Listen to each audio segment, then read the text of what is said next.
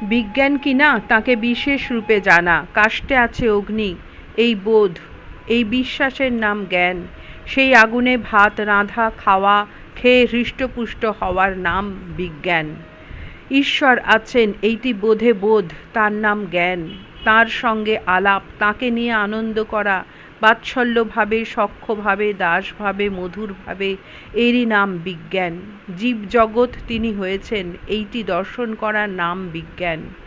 একমতে দর্শন হয় না, কে কাকে দর্শন করে? আপনিই আপনাকে দেখে।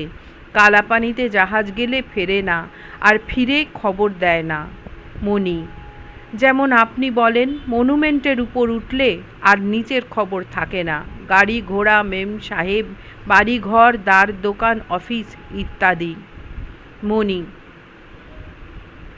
শ্রীরামকৃষ্ণ: আচ্ছা, আজকাল কালীঘরে যাই না, কিছু অপরাধ হবে কি? নরেন্দ্র বলতো, ইনি এখনো কালীঘরে যান? মণি: আজ্ঞা, আপনার নতুন নতুন ব্যবস্থা অবস্থা, আপনার আবার অপরাধ কি?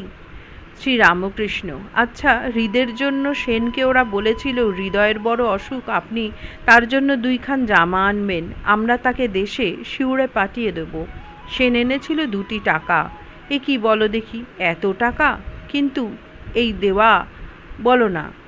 মণি: আজ্ঞে, যারা ঈশ্বরকে জানবার জন্য বেড়াচ্ছে তারা এরূপ করতে পারে না, যাদের জ্ঞানলাভ উদ্দেশ্য। শ্রীরামকৃষ্ণ: ঈশ্বরই বস্তু আর সব অবস্তু। জয় ঠাকুর।